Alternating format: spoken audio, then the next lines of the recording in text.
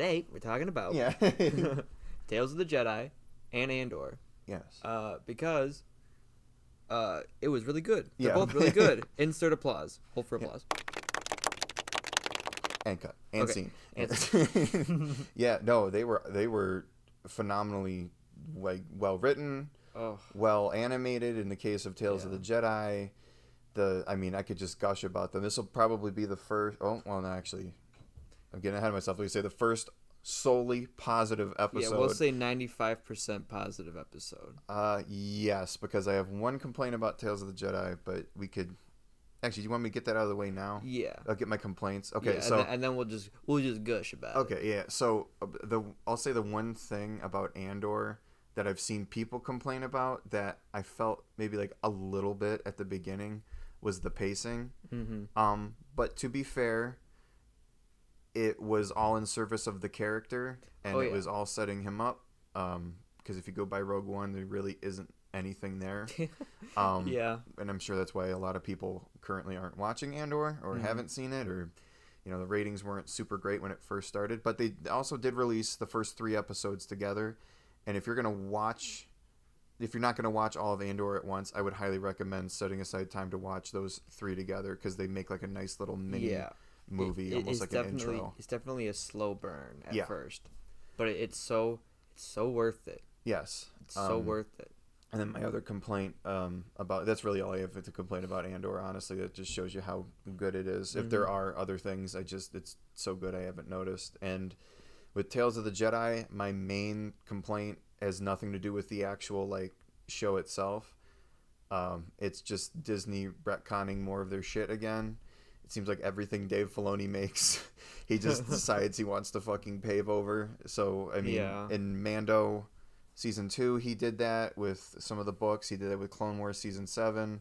And now he's doing it here. That Ahsoka book is just completely gone now. Like, before it was just the Clone Wars parts. Now it's the actual book. Because the last episode of this was adapted from that book.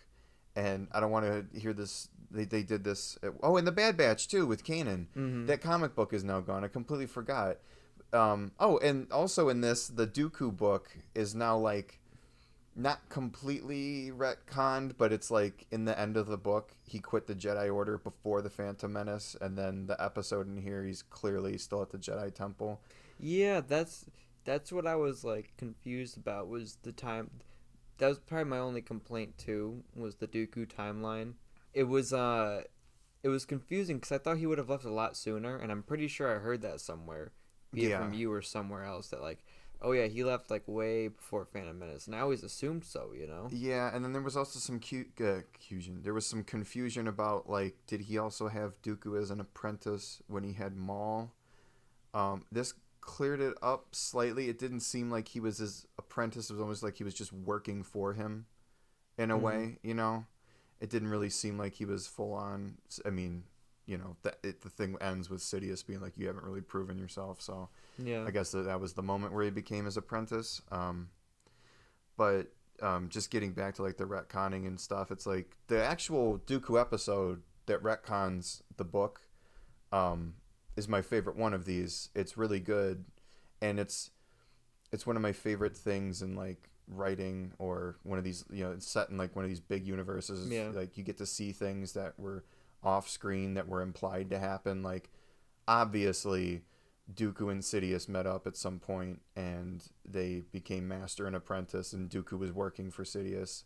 You get that in Attack of the Clones. Okay, obviously we don't need to see that, but it's actually cool to see that and give Dooku some characterization of okay, how did he feel during that? How did Sidious treat him? Did any Jedi know about Dooku? Did anyone sense it? That kind of stuff. Yes. Qui-Gon factor into any of that. Go ahead. As much as I was distracted by Yaddle, I liked her. I liked her specifically in the confrontation scene where she confronts Dooku and Palpatine, and that Palpatine is this is pre-electrocution. He could kill her easily, but he's no, I'm gonna let Dooku do it. And you could just even during that whole scene, you could see on Dooku's face just is he regretting this? Like, Yeah. I can't tell. Like Yeah. obviously we know that like how this is gonna go, but like you almost feel for a second like he may let her live, and it's like, okay, all right, then it's like, oh, never mind. Yeah, I'm kind of thinking about it now. It's almost like a mini version of that moment in Revenge of the Sith where Anakin has the choice to kill Mace Windu or partake in that sort of Hmm. thing. It's like Yaddle's offering him a choice, like, hey, we can take him down. You know, you're not too far gone. And Dooku's like, yeah, you don't understand what I'm thinking right now. Hmm. And then he has to kill her, and that's sort of like his initiation. But yeah, that's basically my only complaint with it, just because. I mean, I really like that Dooku book, and the Ahsoka book was okay, but it just seems like, I wouldn't care as much about these retcons if they hadn't gone out of their way to say, like, oh yeah, we're erasing all of the other canon, and all of the stuff we make now is going to be cohesive, and we're going to have a story group in place to make sure nothing is like paved over. And then I remember when the Kanan thing happened on Twitter, one of the Lucasfilm people was like, Hmm. people were like, this clearly contradicts, like, which one's canon? Is this no longer canon? And he was like, oh, well, they both, could have happened from like a certain point of view. One kid's like, it's Yeah. like the legend of what happened. No one knows for sure. It's like, okay, like, no, something had to have actually happened. Like, Yeah. you can't just give me that shit. But, Yeah, give us a, um, we want the real lore. yeah, but honestly, the Dooku stuff in Tales of the Jedi was my favorite. The Hmm. Ahsoka stuff was good. It was more just reinforcing things we already knew about that character. The baby episode, the Oh one that we're yes. watching right now, is my least favorite. I did not care for this. I think it's the first episode of the series. It was kind of weak. Um, it's the weakest, but I don't hate it. Yeah, nothing here is bad. It's just sort of like picking which one of Yeah. like the best. The practice makes perfect episode was my second least favorite, just because it was really like I felt like it was a soft pilot for an Ahsoka animated series we're gonna get soon. I mean, I feel like that's what like at least the last episode was for. Are yeah. you ready to join the fight? And it's like, okay, all right. I mean, But yeah, I'm glad that we're actually seeing stuff that was like limited to just not even like new books, but old books too. Is like you get to see Dooku and Qui Gon, what the relationship is like, and I mean this is all is basically like a mini Dooku origin story, because you mhm, get to see how he slowly sees like there's all this corruption in the galaxy. The Jedi really aren't willing to go the extra step to do what's right, yeah. and then that's how Sidious is able to like manipulate him and secede from the Republic and create the Confederacy, and why there would need to be a Confederacy and all that. Oh yeah. It's all really good stuff too, and for being like 15 minutes, they really pack everything in there. Like there's Oh not a moment yeah. wasted.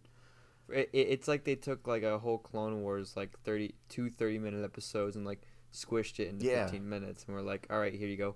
Because like I heard someone complain that like they don't like how it jumps like from like Dooku being young to medium to like older, and it's like, well, why? it They have? but They, they I'm like, but yeah, we know what happens already, yeah, and I think that's what makes it so good is like you know immediately when he starts talking who it is.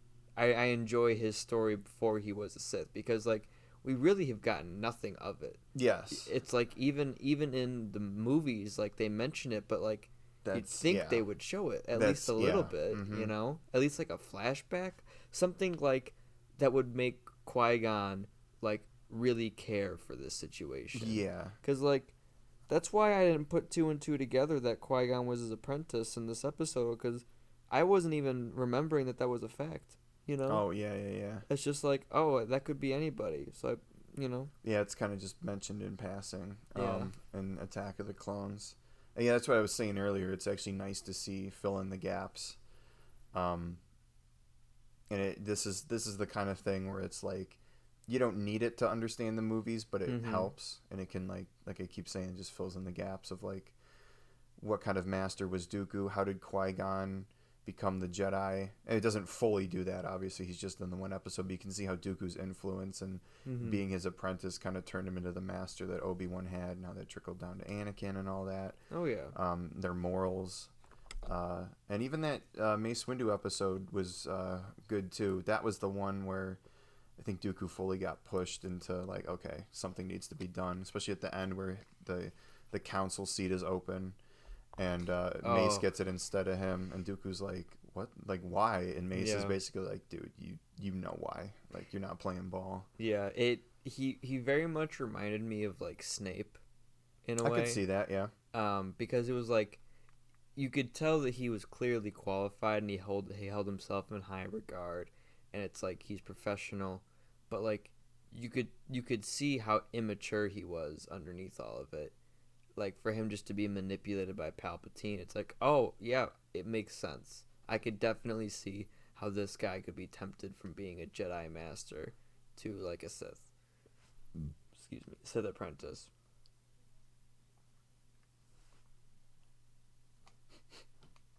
Hang on, are you seeing what's happening? I Yeah, keep trying to. The fuck. you're gonna watch the whole episode again, and you're Yeah. gonna like it. But yeah, overall, I would like to see more. I mean, do you have more to say about this or no? Tales of the Jedi, not really. I mean, I do feel like we're gonna get an Ahsoka animated series about her joining the rebels and like her adventures. Which, you know what? Fine. Do do something good with her, please. Stop just putting her in shit and expecting us to like it. Dude, I just wish we could get like less content in between 3 and 4 at this point. We've had how many TV shows now? How many Uh, movies? How many video games? There's so many comics and books. It's like, okay, that is an interesting era, but like Give at us this point between it's getting 6 and 7. Yes. That's what we want. That's Re- what I think re- we're moving to. redeem your series Yeah. that you oh so just spoiled for so many fans. Yeah. If you were gonna, I'll just give my final thoughts. I really like this. I wouldn't mind another season that focuses on a Jedi or a Sith, or maybe just two random Jedi. So like the next one could be like, if they do Darth Maul again, which he's one of my favorite characters, but that's another one where it's like, please, like you've filled in so much of his life. But if they did Yeah. one that was pre Phantom Menace, there's a lot of interesting pre Phantom Menace Maul stories back in Legends. Yeah. So if they adapted those or they did something new, yeah, that would be where I would want to see Maul. If they did like another Tales thing, and then maybe like Mace or Grievous, I feel like Oh yeah. we talked about that briefly with Well, what we want yeah, out of Star Wars. there's But plenty of characters that have questionably canon, and I say that because it's pretty much on Disney's whim right now and Dave Filoni's whim. yeah, But like, I know about the questionably canon stuff for Grievous, and like, it's characters that we just know about at like we met them, and that's starting then is what we know about them. right. And it's like Grievous is a great example. Oh yeah, we saw kind of what he happened to him in Clone Wars, but how did he join the Separatists? What about okay, do a Tales about Asajj Ventress? Yes, that would be one I would like to see too. Yeah. Or you know what? If this really becomes like super duper successful, do like Tales of the Rebellion, Tales of the Resistance, and actually start filling in other characters. You know, Yeah. you could. I mean, honestly, this is like the perfect area to give characters that either had mild prominence or, you know, Mhm. they could do like an Akbar thing, give him 3 episodes because we've seen him in the Clone Wars. It's like, okay, how did he Yeah. get? Maybe just show like how he got contacted with the rebellion. Yeah, because I mean, Um, there's a lot of names in Star Wars, yeah, even in the original and trilogy. I mean with the sequels, that would also be the time to. I Mhm. know a lot of people would be like, well, it's in a TV show, it doesn't count, and Yeah. to a certain extent, I agree. But I mean, you know, you could do like a Rey 3 episodes on Jakku. You could do Kylo Ren 3 episodes of him with Luke in the temple, or him as a Mhm. baby, or something, anything. You know, Oh yeah. Finn in the First Order, Poe in the New Republic, Do like like literally. Darth Vader. I mean, I know you said you don't like between 3 and 4, but like Darth Vader, like right after Anakin becomes Darth Vader. Oh, dude, everyone loves that shit. I mean, that would be easy money for them. Mhm. But yeah, no, I agree. But yeah, I'd probably give Tales, since we do like a ranking thing. I'd probably give it maybe like a. I don't know if I want to go too What high kind as of a scale? 9. What kind of scale are we doing? I 1 to usually 10? like to do 5 is average, 10 is perfect, 0 is like unwatchable. But I would say like I I would wanna- say 9. I, I would. Okay, I'd probably give it an.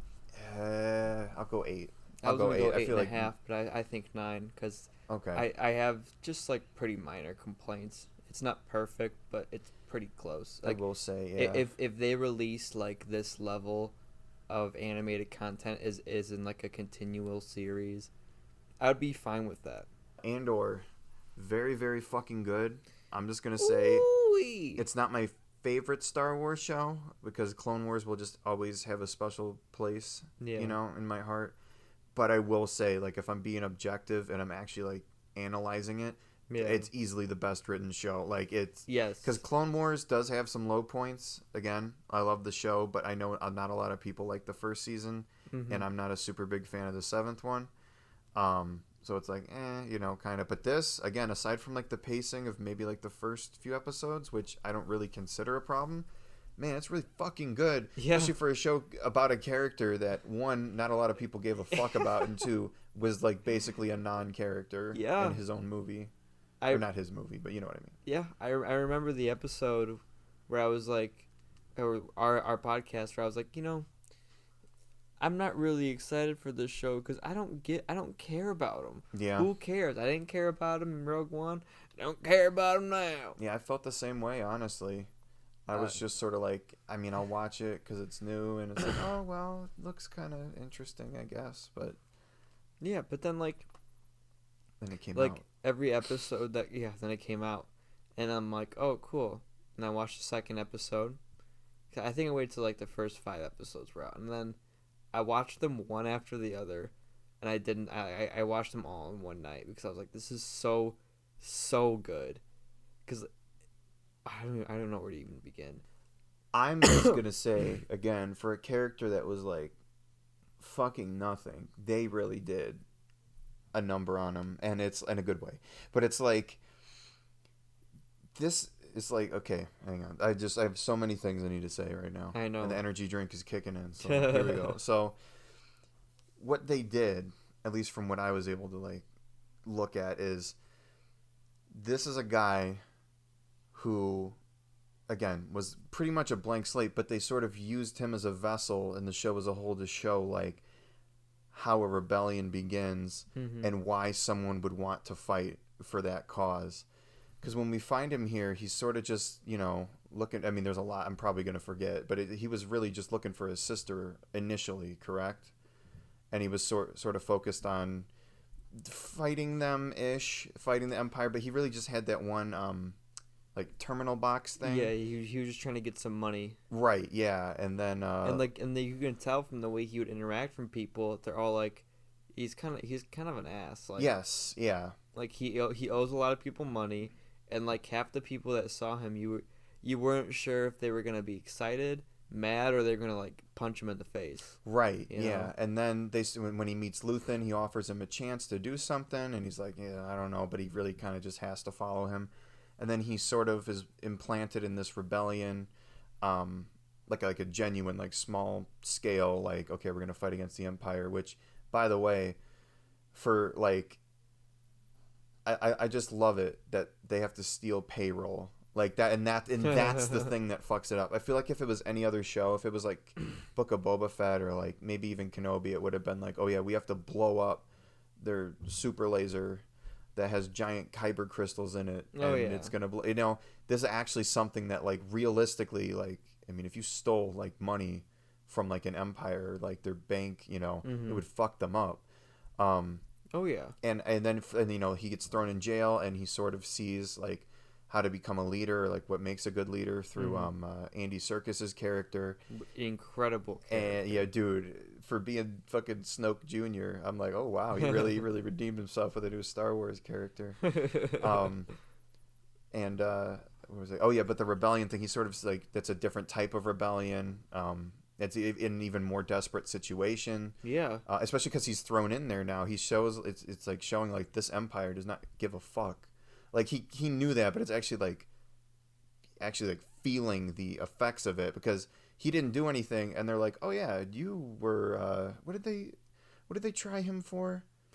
It was something like he obviously didn't do, and they sentenced him for 6 years in the prison. It was like it was like conspiring with like protesters or something. That's it, yeah, because they just needed more prisoners to help, Mm-hmm. Yeah, near the and Death like Star. at first you're like, why the hell are they doing this to him? But then like all those scenes where he's just like talking to people and people are like saying things like, yeah, they just increased all of our sentences. And Yes, like dude. you see him like with every like a couple other people that are also like you could tell are smart. They're Yeah. like putting it together like, oh, Yeah, oh. dude, it genuinely felt scary. Like it felt like there was like no sense of hope in there.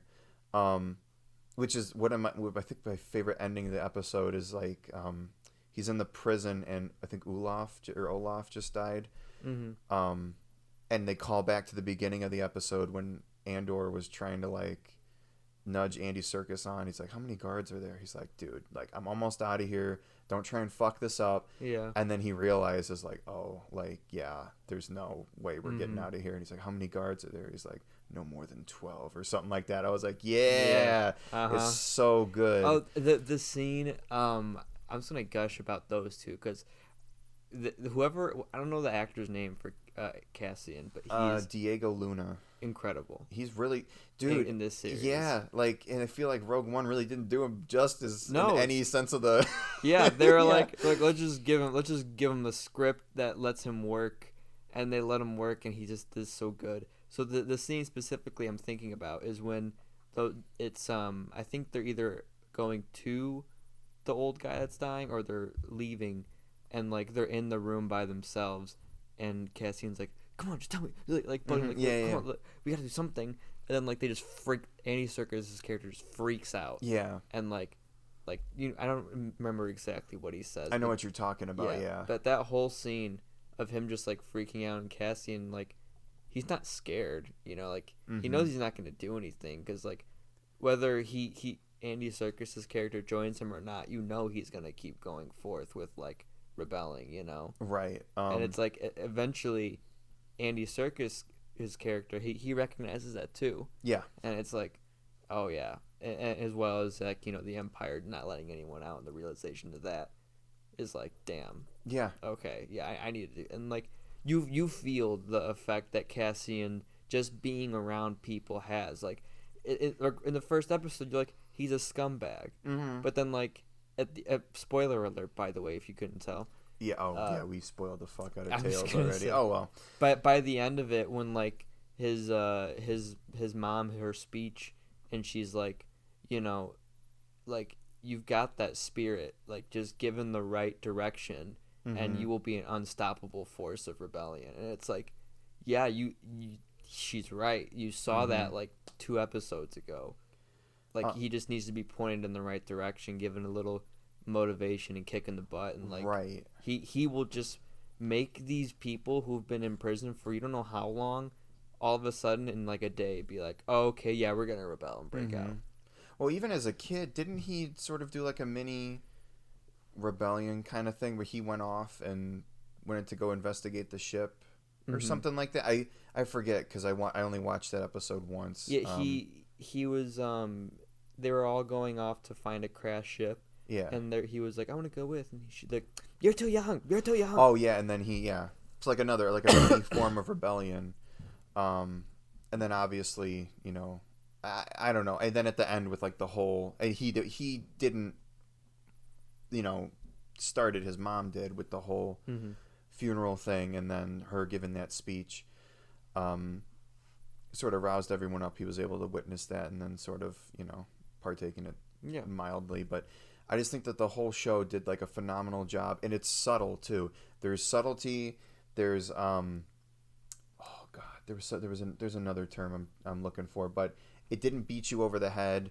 And I think about like the go ahead. It let you figure some stuff out like yourself. Yeah, Like the show isn't like It- it comparing it to other shows that come out. especially like the last two, Book of Boba Fett and Kenobi. It's like the lines of dialogue in those, like if Obi-Wan or Boba was like they were feeling sad and they wanted to tell Fennec or Leia that they were sad, they go, I'm feeling Yeah. very, very sad right now. But in this That's what the Leia character is there for Obi-Wan to explain to yeah. the children in the audience and to Yeah. the audience.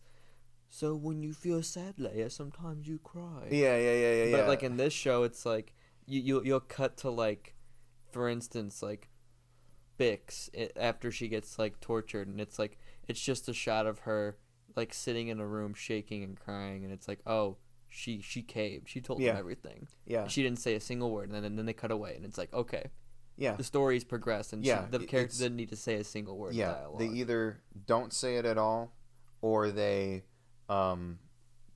use like I guess they just don't beat you over the head with it. Is just what I'm trying to say. Is like the lines are subtle. There's like different meanings to, or double meanings to certain phrases and lines. They talk like real people. They don't talk like characters, I guess, is what I'm trying to say. You know, where it's very clear. Like, oh, like this isn't trying to be anything else. Like situations going wrong like make sense. Like, for instance, in the early episodes when and Cassian's trying to sell like this thing to Nyx, and it's like, oh yeah, there's nothing, like, obviously you're gonna expect the Empire to like intercept the transmission or like catch Cassian with the buyer somehow, but it's like, no, the husband just thinks that she's cheating on him, and he gets jealous, and it's like, yeah, that's totally believable. Like, it doesn't feel like something they had to add in because they needed this conflict to happen, you know? Yes. And just in like more of like a broad sense in terms of all these Star Wars shows they've done, I am so happy that they didn't rely on character X appearing or seeing recognizable thing number 352 in order to get a reaction. Because I'm not going to lie, with like Mando Season 2 and Kenobi and maybe even Book of Boba Fett to an extent, it really was like, boy, I can't wait to see who appears next, or like, I wonder if Ahsoka's going to be in the next one. Oh, she's not. Oh, is she going to be in the next one? Rather than me genuinely being excited to see what's going to happen next with the story. This is the first time in a long time with Star Wars that I've actually felt that. I can't remember which season it was or which show it was before it came out, but I was like, they were announcing, I think it was Book of Boba Fett. I'm like, oh, did you hear this character is casted in it? And this character was like, every day, like a new character casting was announced for it. Yes, like, ooh, CG Luke. CG Luke, really? Yeah. People were happy for that. Tamora Morrison is back. Yeah. Bo-Katan is back. Ahsoka's back. They're gonna mention Thrawn. Yeah, and it's like okay. My favorite characters from this new series was like a pathetic security guard, and like a piece of shit guy that was like became a rebel. Dude, I honestly liked Mon Mothma a lot too. But before we we get into that, well, there's so much to cover. I just wanted to quickly say, like, the only thing of fan service that was in here is one, Luthen's shop, but they never lingered on anything in the background, and I cared about what was happening with the characters.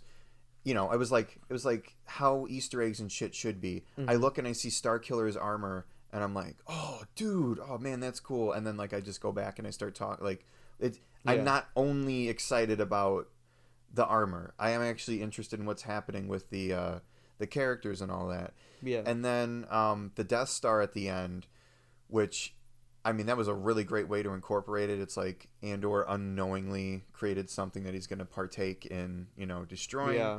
And the whole theme of, like, you see all this rebellion sprouting and the Empire is gearing up, and it's like you end this season with, like, this rebellion's forming, but it's like the Empire is just as ready, if not more so prepared, to take out this rebel threat should one rise. Yeah. It's foreboding. Yeah, you can just like think, like, at the end of the finale, like, oh yeah, like, as long as it just takes a couple of people to stand up, it just takes 3 or 4 people to stand up, and then, like, it's, you can start a rebellion, but it's like, yeah, but they could just evacuate their forces off the planet and blow it up. And blow it, yeah. So, like, yeah, really, I just thought it was so well done. Yeah. Especially, like, the keeping the people in line sort of thing. And I think it adds, like, instead of, like, what are they going to do next? Like, for, like, at the end of a finale where it's, like, I feel like that's a lot of problems that these recent Star Wars series have had.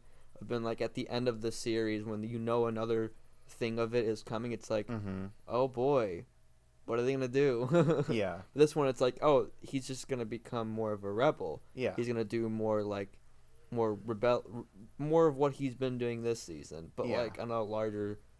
Hopefully, at least this is what I'm hoping for. Yeah. Just on a larger scale. Yeah, it really nails home like this is sort of the price of rebellion, which is like sprinkled in, you know, everywhere in different instances throughout like the little mini arcs in here, and that's just like the cherry on the top of like, there you go. I mean, if you're gonna rebel, this is what's gonna happen. Yeah, because I mean, like, there was a few moments in the series where I was like, is Cassian gonna kill this guy? Yeah. Like, is he just gonna kill this guy so he shuts up and like to cover his own ass?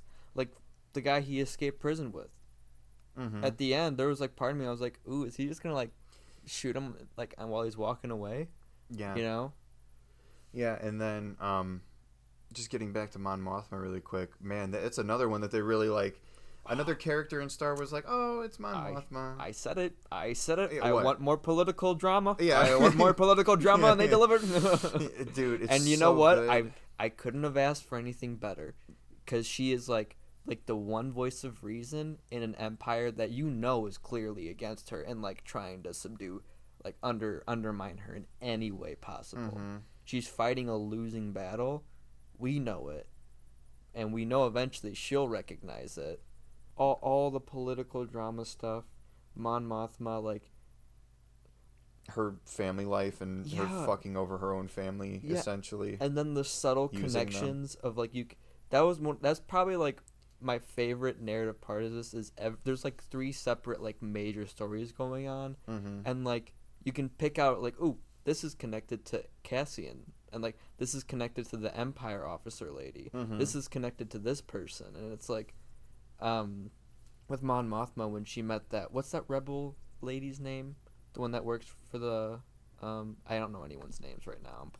I'm not good with names. The blonde one that the one on screen. No.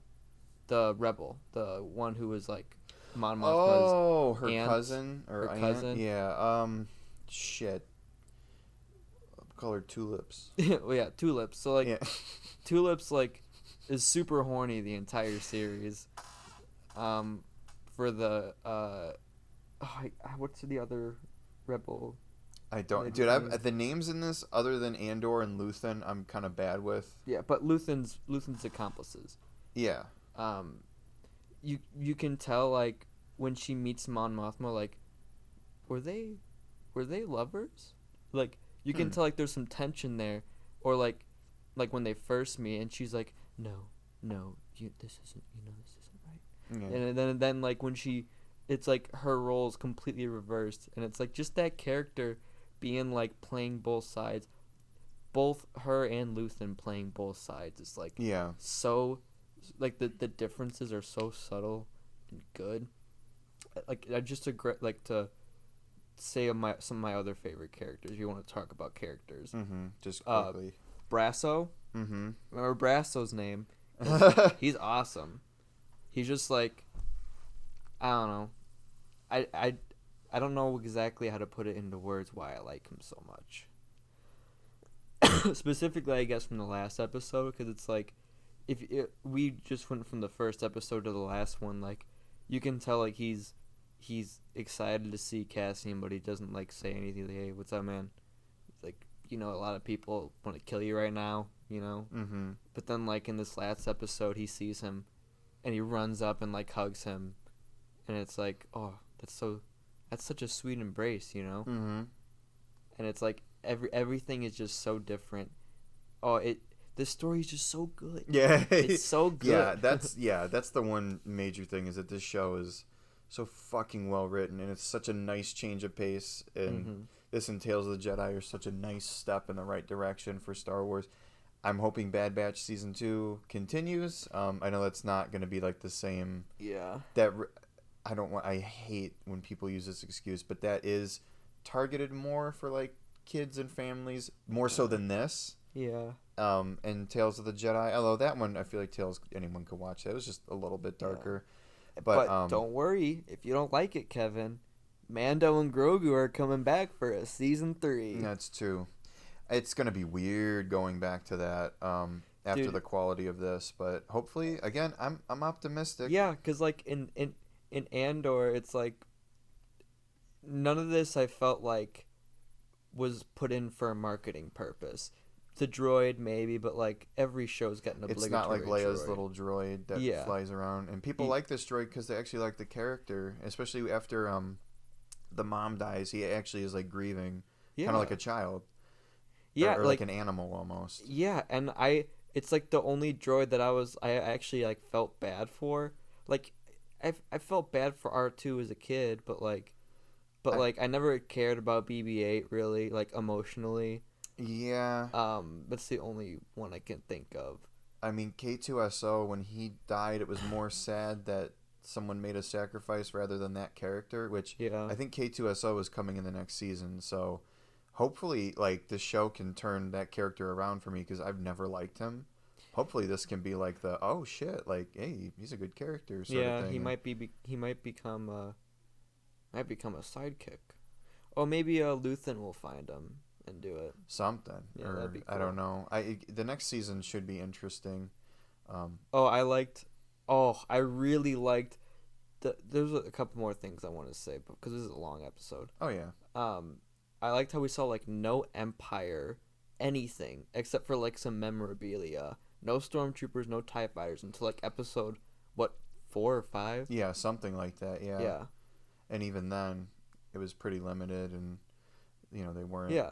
I fully expected there to be like a Darth Sidious thing in the Senate, like Mm-hmm. Mon Mothma would be giving her like rebellious speech, and then you'd see Palpatine like cut her off, and then be like, "Your qualms are shitty," or something like that, Yeah. some like fucking thing. And everyone would go like, "Oh my god, it's Palpatine, he's No, back!" but But I'm instead people glad, are just like, nah, dude. we don't give a shit about His you. absence in the Senate chamber, which the Senate chamber looked fucking empty, by the way, which I Mm-hmm. also loved. It was like, oh, not only does he not give a fuck, looks like a lot of people don't either, or he Mm-hmm. had them killed, or they're, being paid off, or they just don't give a shit about the Senate anymore, because Yeah. this is like 5 years before it's dissolved completely, so this is on the way out. Mm-hmm. But yeah, I really enjoyed pretty much everything about this show. What Mando did in terms of like we talked about, I forget in what, but it was like it made like one ATST like scary because it was just the one ATST and it was going against all the Yeah. people, and at the end it was like the big fight was against like one TIE fighter, and it was like, well, they're out in the open, they Mm-hmm. have no defense. It kind of made it scary. Yeah. This sort of did that with like the Empire as a whole in a sense. Yeah, like stormtroopers. Like Yeah. I like the like stormtroopers felt appropriate, especially like in the finale in the riot scene. Oh, 'Cause, dude, like and they were hitting their shots. yeah, They're hitting their he said shots. open fire, and like that surprised me. They were just mass murdering civilians on screen, and I was Mhm. like, oh my god. Yeah. I was like, damn, like the Empire's fucked Dude, up. I loved that part. They were just so willing to just take the fight to them and Yeah, everything. because I feel like there should have been like there's definitely you could see like why people defect from the Empire. Because I could see like a trooper just like being like, I'm not gonna Yeah. do that. Are you crazy? Because I would if I Yeah, was in yeah. the Empire. I'm not doing that. Yeah. But yeah, no, I really like this show. Again, it's not my favorite, just because I got more of a personal attachment to Clone Wars. But It's my favorite live action thing that Disney's done. I think, Yeah. Oh, dude. Yeah. Live action, strictly live action. Because what do we including the got? movies. Yeah, I was about to say we got the movies and the shows. None of them are that great. This is the best written that Disney. Oh Which yeah. has it? Is it a new writer or is it Dave Filoni? No, it's a new guy. This is not Dave Filoni. This is someone called Tony Gilroy. I think he. I mean, Hey, I Tony. can cut this part out. Tony, you better stay on for this. Tony. I'd give it a 10 right now. Fuck, perfect. Perfect. I would give it. Because, like, I I- mean, Mhm. the minor complaints I do have would be pacing, but it plays in its favor. Even in retrospect, the first 3 episodes being a slow burn is good. I probably would give this a 9. I'll say a 9 because I usually save 10s for something that I like. It goes like above and beyond, and I love personally. Like it affects me as like a person. which very few things do that. So I'd probably give it like a 9 or a 9.5, like as far as I can go without giving it a perfect. And the only thing I could just say is that I think it's great, but I don't like love it. You know what I mean? Mm-hmm. And I think that might just be, give it time sort of thing. Because, something that like grabs me, like you've had something that like grabbed you, like Oh yeah. you loved La La Land. You'd Yeah. probably give that a 10, right? Yeah. Because that shit like grabbed you. Like as a kid, The Incredibles grabbed me. Like I fucking love that, and Toy Story, and obviously Star Wars and shit Mm-hmm. like that. But like I would probably give Revenge of the Sith like a 10, even though like if I was going to be critical, I'd probably give it like a 7 or like a 6 maybe. But yeah, probably like a 7 or an 8. But yeah, like there's certain things that I love. I think this is great, but I just personally, subjectively would not give it a 10. But yeah, I'd happily give it like a 9.5. So So you don't like it? I fucking hate this shit.